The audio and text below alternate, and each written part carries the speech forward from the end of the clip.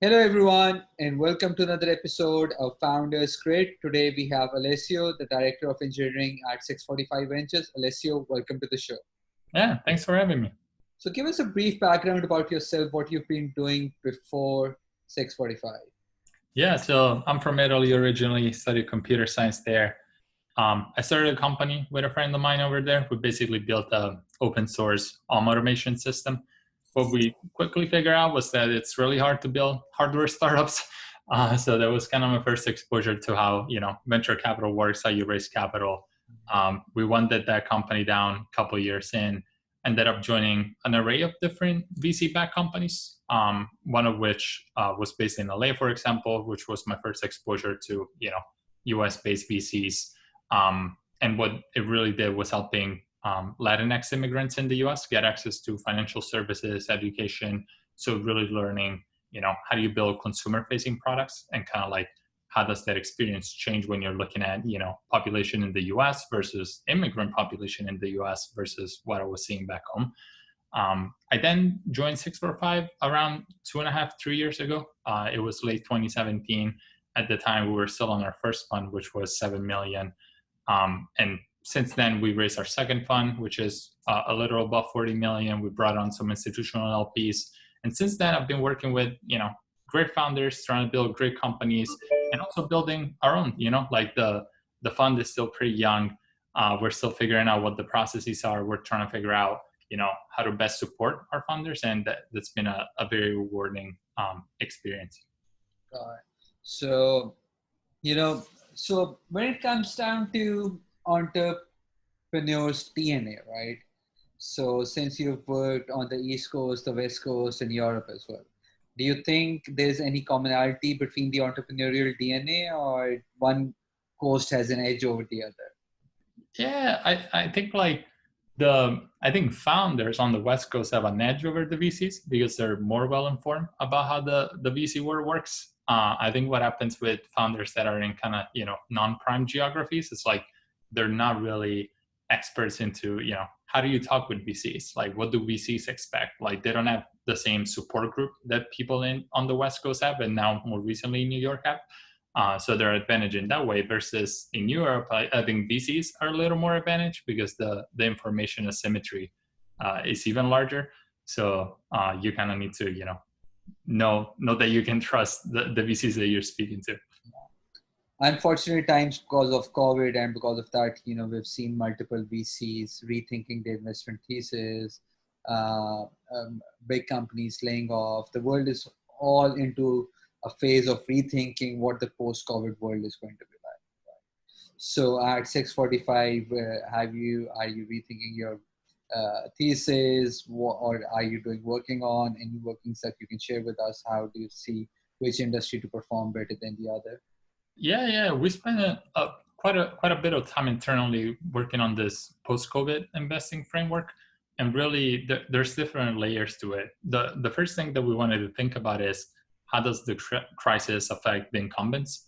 So for there to be a startup opportunity, you need to see the incumbents in the space kind of be disadvantaged by the current situation. So if you think about remote work tools, like companies like Microsoft are actually advantaged by the switch because they already have the distribution channels through their enterprise products that they were selling before.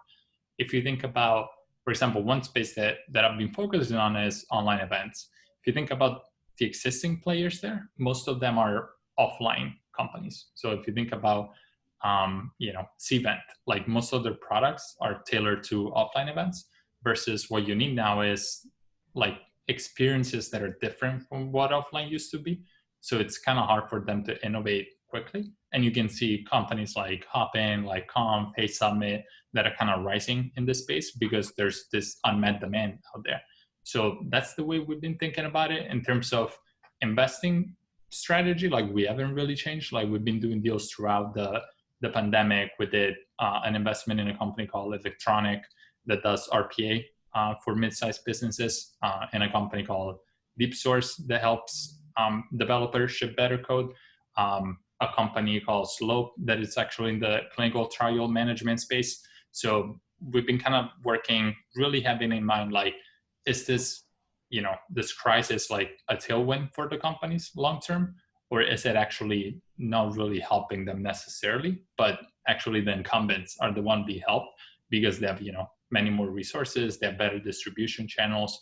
So I think that's kind of the thing that a lot of people kind of forget in this whole thing is like, it makes sense that people are going to go remote. So remote tools are needed. Yeah, but are the startups benefiting from it? Or is it the players that are already deeply entrenched into these large organizations that are just going to be able to upsell? Like if you look at Microsoft Teams versus Slack growth, you can kind of see some of that, where a lot of people that were already in Microsoft are just picking Teams. Like they're not going out there shopping the best product. They're just picking what is, the easiest for them. So that's the way we've been approaching thinking about it versus just like, pre or post COVID in a vacuum. Okay. So remote work, it's been, everyone has in the world, the whole world has been forced to go remote, right?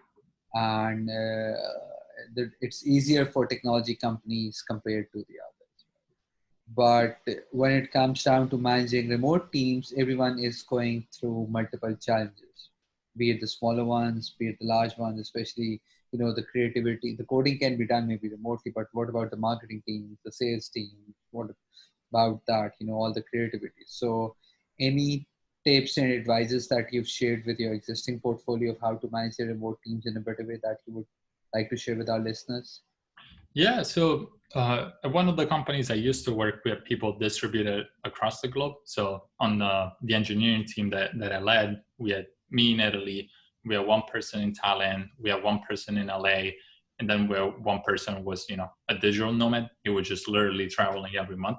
So what we quickly figure out is that it's kind of hard to get people into meetings, because either somebody's going to be awake at like midnight or somebody's going to be awake at 5 a.m. And that clearly does not make anybody productive. Like what a lot of companies do when they first go remote is like just put the same processes online. Like we have a virtual happy hour, let's do happy hour, even though now for some people it's like like 3 p.m. Like it's probably not time to drink if they have to work the rest of the day.